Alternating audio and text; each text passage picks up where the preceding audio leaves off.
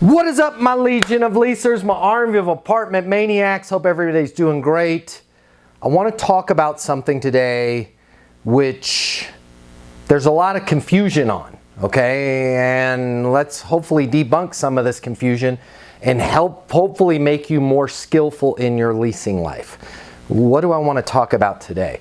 I want to talk about empathy. You've probably heard the word empathy a lot. Does anyone want to take a guess at the definition of the word empathy? What is empathy? Unmute yourself and tell us all, because we're dying to know. What is empathy? Empathy is one step above sympathy, or maybe 5 steps really, because empathy is being able to enter into what someone else is feeling, to be able to be on their level, so to speak. And you are able to, you don't just listen with your ears, you're listening with your heart. And so you can really hear what's maybe going on or what's happening with people. Yeah, and you got it, right? The ability to understand and share the feelings of another person. Why is empathy important for us as property managers? Who wants to take a stab at that one? Why is it important for us to be empathetic? We are responsible in a lot of ways for a very emotional process with these people that are looking to find a home. Like, this is not, you're out buying a t-shirt. It is mostly a stressful process. There's a lot of different reasons why somebody's looking to make a change in their life's, location. And so it's really important for us to not only listen, but truly understand what it is that they're looking for and how we can assist in that process. Yeah, 100%. By survey, most stressful life events, getting a divorce and getting fired, we're tied at the top of the list of most stressful life events for second place. By survey, I know this sounds crazy, but by survey, the #1 most stressful life event is moving. Okay, so our prospects are under a lot of stress. It's important for us to understand that. It's very easy for us as leasing professionals, as us that do this day in and day out, to become unempathetic and fail to realize the situation that person is in. Oftentimes you run into this, you see something similar to this in healthcare, okay? There's some people that probably should have left healthcare a long time ago and are not empathetic to the fact that their patient is going through something, the fact that their patient might be scared, even though this is their 19th cancer surgery that they've been a part of as an assistant in the operating room this week alone. This other person on the table's going through some cancer and might need their hand held a little bit, right? Might need some empathy from that person on the other side. All great points, okay? How does being empathetic help us as property managers? How does being empathetic and that skill set of being able to understand and share somebody else's feelings, how would that help us get the lease? Makes them feel that we're connected to them on some level. 100%. We're connected to them. How else could being empathetic help us? I would say that it will help gain trust from them overall. Yeah.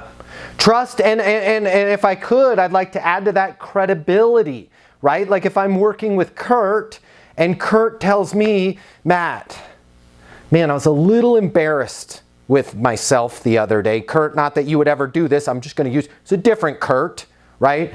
The other day, you know how when you're driving in Texas traffic, everybody on the other side of that glass barrier in front of you, the windshield, is a you know what? And then every now and then you lose your temper and you're like, I'm the jerk. I'm the person, right? I just went through that the other day and I felt so bad, and I'm like, why am I spending my whole life in traffic? I'm either gonna have a heart attack or a stroke or go to jail for road rage if I keep spending an hour every morning with these people in traffic and an hour every day with these people in traffic, it would be helpful if I was empathetic and go, hey, Kurt, I get it, by the way, right? And if I was the person you were honking at, I'm sorry, right? I do the same thing you do. I lose my temper on the road. Totally understand that you're wasting an hour every morning to go and an hour every day home. That's 10 hours of your life. Every single week, 40 hours a month. That's a work week that you're spending in the car dealing with this. I'm pretty sure you're probably going to have a stroke or a heart attack too, because I understand that feeling. I hate traffic, right? Based on everything that you're telling me, you're going to be able to walk to work and get 40 hours of your life back. That sounds pretty good, right? When we take the time and we learn about somebody's current situation, when we learn their biggest reason for moving, when we learn what's important to them and why it's important, right? Not just location. I want to make sure you guys are by Dell Computer. Okay, great. Yeah, we're a block away. When you say you wanted to make sure that we're by Dell, what's going on? Can you give me a specific example of what? Yeah, I work at Dell. Oh, you work at Dell. Awesome. What's your biggest reason for moving? Oh, I'm out in Bay Hill right now. Bay Hill? What, do you sleep in your office? No, I have to drive home. How long is that taking you? It's an hour each way. I hate it. It's terrible. When we're empathetic, we can close a lot of leases because we have the ability to understand. Understand is not, I need 2 bedrooms. Understanding is, I'm a single dad and every other week I've got my teenage daughter. Okay? I really need 2 bedrooms, but more importantly, I need 2 bathrooms because I cannot go another day in my life, another month in my place, sharing a bathroom with my teenage daughter. Okay, I came to work today and everybody calls me Disco Dave now because I have glitter all over everything because I went into my own bathroom. Because my 14-year-old thinks that going to school means you drop a bucket, one of those Home Depot orange buckets of glitter on you. And hence it gets everywhere in the bathroom. Plus, I ain't even been able to put my toothbrush down in a month because she's got hair curlers, she's got makeup, she's got some special mirror. God forbid I touch any of her own stuff. When you can understand situations like that and not just go, okay, 2 bedrooms, yeah, I've got 1. Right, got it, totally understand. Talk to me about, I understand the bedroom for you. What's going on with the other bedroom? Oh, I've got a teenage daughter. Really? Can you kind of walk me through what your biggest reason for moving is? Yeah, she doesn't have her own bathroom. Right? What's going on there? Oh, it's horrible. Right? When we're empathetic, we can understand. Okay? All of this is not new to you. This might be, though. This, what we're about to add, what we're about to bolt on to this, might change your life a little bit. There's a time, there's a place, there's a situation in your leasing career where being empathetic is bad. Where being empathetic doesn't help you. Where being empathetic doesn't help your prospect. Single dad, full of glitter. Who wants to take a stab at when being empathetic does not serve you or your prospects well? When would empathy not be something you would want to have? Is there a time? I don't believe so. Anyone want to take a guess? There's one. I would agree that there isn't a time, but I think we have to know our own levels of empathy, because you can overkill, kind of. But you have to know. I think you have to know yourself to know that you don't misuse, because it's a gift. Mm-hmm. Don't misuse the gift. I agree with you, but there is one time. And I'm about to change your world here.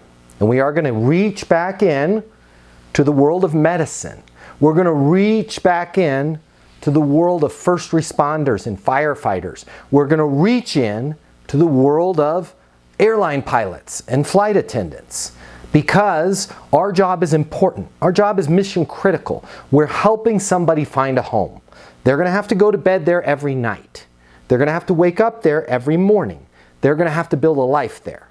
And with real estate, as with, dare I say, cancer, and a host of other life-affecting situations in industries, airlines, in certain situations, adding time to the equation does not help. Diagnosis of cancer. I'll wait to go to treatment, right? Everybody, though, that gets diagnosed with cancer, what do they want to do? They want to go home and cry, and they want to hide in their closet. Not everyone, most people, okay? Airline, okay? About to hit some turbulence, and not the little kind of turbulence, the bounce your head off the ceiling of the airplane turbulence, okay? I get it, you don't want to sit down. I understand that your kid is very, very active. I'm going to need you to put your butt in the seat and buckle up, okay? Firefighter, you're in a house, it's full of smoke. You find a child laying by the floor.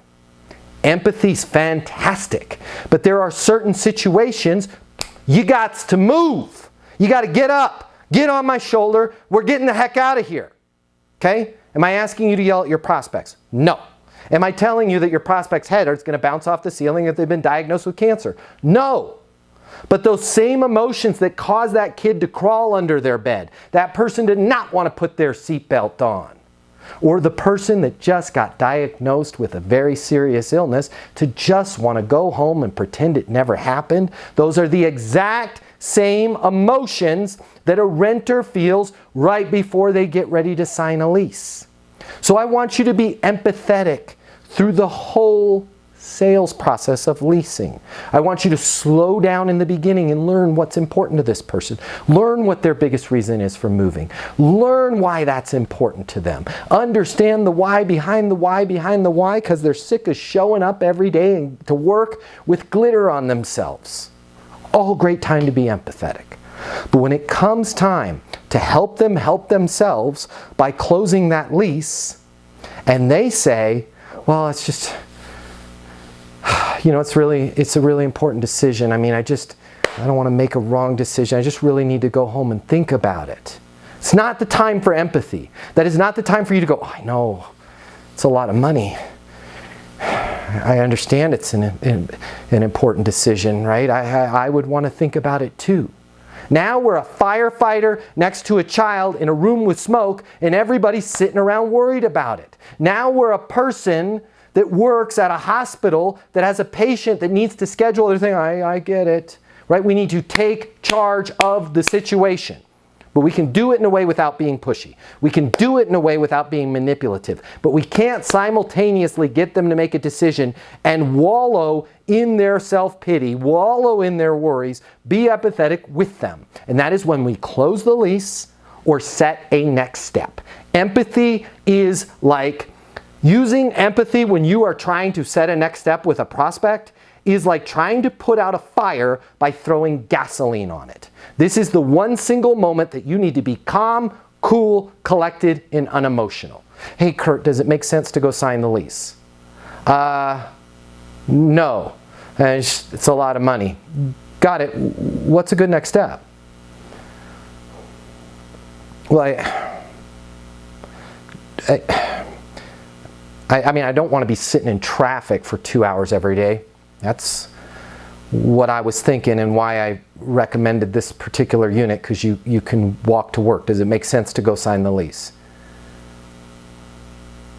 Yeah, let's do it, right? Versus, hey Kurt, I know it's a lot of money, and it's $800 more than you're paying in rent right now, and it's a real important decision, but you are stressed out driving to work. Perhaps, do you want to fill out the application?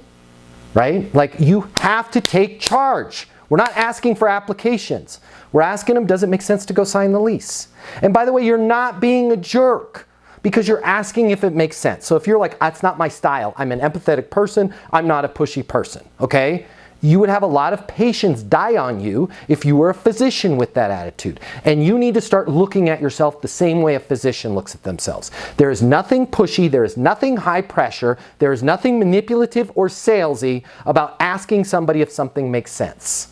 Okay? But you are doing malpractice if you slow that process down, because your job, first and foremost, as a property manager, as a property management professional, as a real estate professional, unless you like people living in dumpsters behind Walmarts and in vans down by the river, your job is to help them make a decision.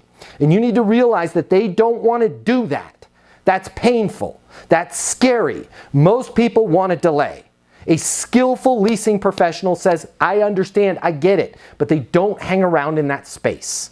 And they close, or they set a crystal clear next step. Hey Kurt, does it make sense? Hey Kurt, great seeing you here in the leasing office. I know your lease is coming up in about 45 days. Does it make sense to renew your lease? Right? Oh, I'm just really upset because the maintenance hasn't picked up that broken light bulb in a month. I will get on that. We'll take care of that. Right? Does it make sense to renew your lease? Yeah, let's go ahead and do it. Versus, hey Kurt, it's great seeing you here in the leasing office. Your lease is due in 45 days. Does it make sense to renew your lease? Or worse, do you want to renew your lease? Oh, the maintenance hasn't replaced that light bulb. Oh, I totally get it, man. I'll talk to Jesse and the team about that. Sorry about that. And now all of a sudden 45 days goes by, Kurt didn't renew his lease. And now you've put Kurt in a disadvantaged situation because he didn't renew his lease on time. Okay? Guys, when it comes to the close, you have to uncouple yourself from the emotion. The same way a pilot uncouples themselves from the emotion of, I get these people don't want to sit down. I understand they're scared. I need them to do the thing that they need to do to best serve themselves. You need people to sign the lease, okay? You need them to renew their lease, or you need them to take action in some way. I'm okay with them leasing from somebody else if they're not a fit. But when you just allow people to go, I want to think about it, that's like allowing somebody who got diagnosed with cancer to go home and sit in their closet and cry and eat a bucket of ice cream. It's not helping anybody, right? Kurt, totally get it. Based on everything you're telling me, this is the perfect place for you. You're going to be able to walk to work. You're going to have the balcony that you don't have right now. Does it make sense to sign the lease? I really need to think about it. Totally get it. I can't hold this apartment. If we lose this one, I will work with you to find the next best one. Fair enough? Nobody wants next best. Let them know that. Because what? Is that a lie? No. If they lose that apartment, you're going to have to work with them to find the next best one. I'll work with you to find the next best one. Well, I want this one. It's going to take you signing the lease, right? There's things that we need to do, including the application and the process. I don't want to take you down that road unless that's what you want to do. Does it make sense for you to do that? Yes, I want it. Hey, does it make sense for you to go sign the lease? No. What's a good next step then? And wait for their answer. Well, I don't know. I just really need to think about it. Totally understand. What's a good next step for me? Call me at 2 today. Perfect. I'll call you at 2 if I haven't heard from you before then. Just want to make sure that we're clear. It would be my fault if this happens. Between now and 2, we have other showings. This one may be taken off the market. If that happens, I will work with you to find the next best one. If you'd like to get this one right now, we can do so. Ball's in your court, right? You have to be assertive. It's for their benefit, not your benefit. Let's say they don't know through the whole thing. Hey, Kurt, does it make sense to sign the lease? No. Got it. What's a good next step then? I don't know. I just need to think about it. What's a good next step for me? Or what's a good next step on my end? I don't know. I just need to think about it. Hey, I get it. Makes total sense. How about we do this? It's Monday at 11:20. How about I call you tomorrow? Same time, Tuesday, 11:30 a.m. Call it if I haven't heard from you before then. Fair enough? Take control of the situation. Land the plane. Get that person in treatment. Get that kid out of the smoky house. Okay? I'm just going to tell you, maybe you guys didn't experience this as a resident, but I did many a time. Every time I waited to take action on a property that would have made my life better, I lost the opportunity or the rent went up. Okay? It's your guys' job to make sure that you're empathetic throughout the entire process. But when it comes to closing or setting a next step, you need to take the wheel, okay, and take control. It is your job to guide that plane down onto the ground. Does that make sense? The way people rent apartments has changed. Today's renter has access to more information. Today's renter has more choices. The apartment industry needs you. Studies have shown that moving is the most stressful life event. The old sales training, well, it just doesn't work today. I'd like to teach you how to take the stress out of leasing apartments in a way that's meaningful to you and your renters and get you 7 times more leases. I'll show you how the perfect leasing process works. I'm gonna walk you through everything from answering the phone to closing the lease. I'm gonna show you how to determine your prospects' wants and their needs so that you can build value in your apartments. You will learn how to handle any objection or complaint. I'm gonna show you how to connect with your renter so it's easy for them to rent with you. I've taught the best property management companies and thousands of people just like you how to lease apartments. Property management is complicated. I'll simplify it for you. There's more competition than ever before.